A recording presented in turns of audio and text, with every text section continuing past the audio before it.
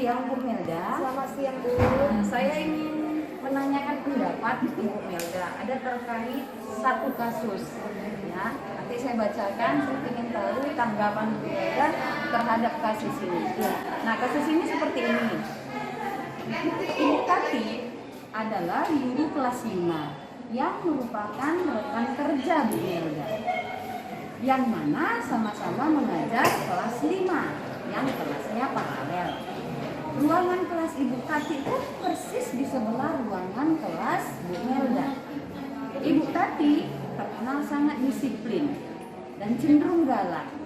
Pada sisi lain, Ibu Tati juga pekerja keras dan murid-muridnya pun selalu mendapatkan nilai-nilai yang sangat baik. Sebagian murid-murid sangat takut kepada Ibu Tati, dan sebagian lagi kepala sekolah dan orang tua murid juga sangat menghargai Bu Tati.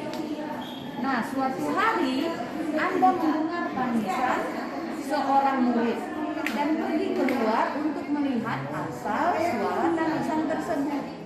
Anda melihat seorang murid perempuan kelas 5 sedang berlutut di atas bebatuan sekolah yang sangat panas hari, menghadap di depan pintu kelas Ibu Tati. Anda melihat Ibu Tati tampak tidak menghiraukan suara tangisan muridnya dan tetap mengajar seperti biasa.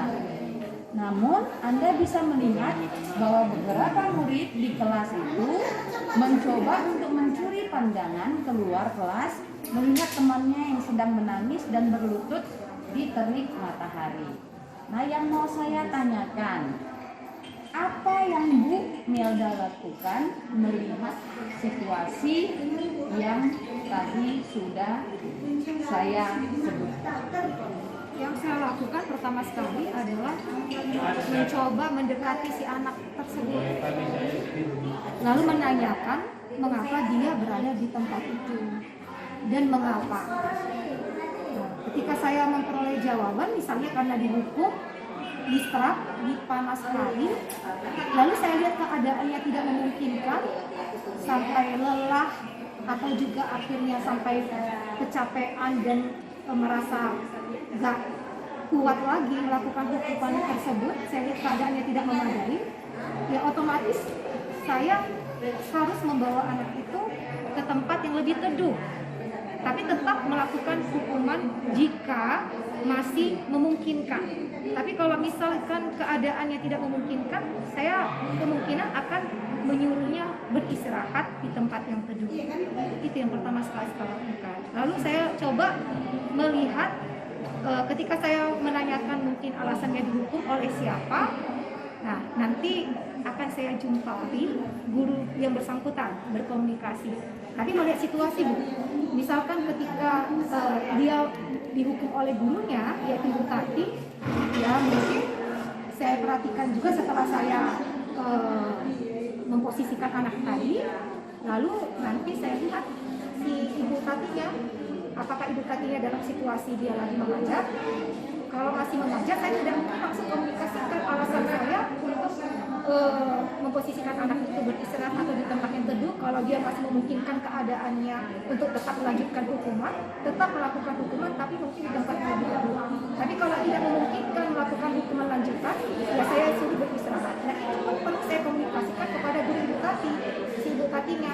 Saya lihat apakah Ibu Tatinya masih mengajar, saya tunggu selesai mengajar, lalu saya komunikasikan mengapa saya melakukan itu, karena penting juga profesional kerja menghargai, karena memang pada dasarnya itu hak otoritas penuh dari si guru yang masuk, wewenang dia, bukan wewenang saya. Tapi ini kan alasannya di kemanusiaan sosial, karena guru kan bukan hanya mengajarkan disiplin sebenarnya, memang betul mengajarkan aturan yang salah tetap dihukum, tetapi bukan berarti kita mengesampingkan sosial atau kemanusiaan.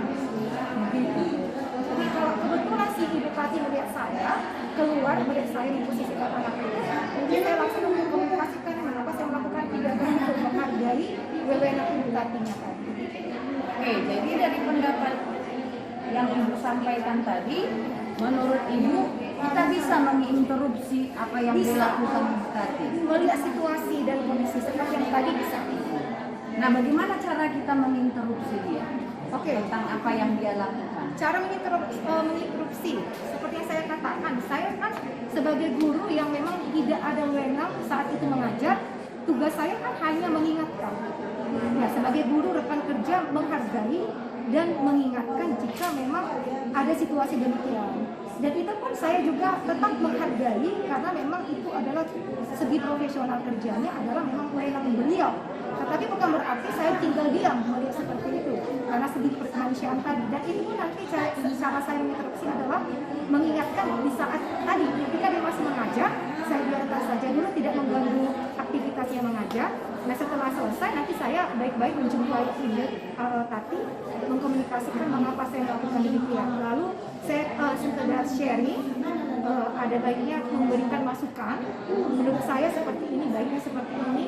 Nah, ya artinya komunikasi yang baik. Tapi kalau tadi Ibu Tati melihat saya, ketika saya melakukan tindakan tadi, ya bisa langsung komunikasi, tapi dengan baik-baik. Jadi kalau dia tidak melihat, ya selesai mengajar baru saya sampaikan. seperti itu ya teman-teman. Jadi menurut Ibu sendiri, apa yang dilakukan Bu Tati terhadap murid perempuan itu benar enggak? Kalau itu kan sifatnya subjektif, Bu. Tergantung pribadi. Mungkin menurut Ibu Tati kan benar, ya prinsipnya kan beda orang beda prinsip, beda cara penanganan. Nah kalau saya akan memilih hukuman yang lebih pantas, yang salah tetap harus dihukum. Bukan berarti tidak dihukum, tetapi kan hukuman begitu banyak, ya nggak harus diserap sampai akhirnya dibiarkan saja anaknya itu dilihat situasi fisiknya tidak memungkinkan pun dibiarkan saja. Itu kan tidak etis menurut saya dari segi kemanusiaan. Jadi coba memilih hukuman yang lain yang lebih pantas dan otomatis bisa diingat anak untuk tidak diulangi lagi. Oke, jadi yang saya tangkap jika Ibu Melda berada Hukuman, di Bunda. posisi Ibu Tati, maka Ibu Melda akan memilih hukuman lain. dengan cara lain, tidak seperti yang Ya, dilakukan. yang lebih edukasi. Oke. Contohnya seperti apa yang Ibu Tati? Seperti misalnya tergantung kesalahannya. Kalau dia misalnya nggak selesai PR-nya, saya akan menyuruh anak itu misalnya di ruangan tertentu, di ruangan sendiri memberikan tugas sesuai dengan topik tugasnya. Saya akan minta anak itu mengerjakan sesuai dengan waktu yang saya siapkan dan tugas yang saya kasih. Oke.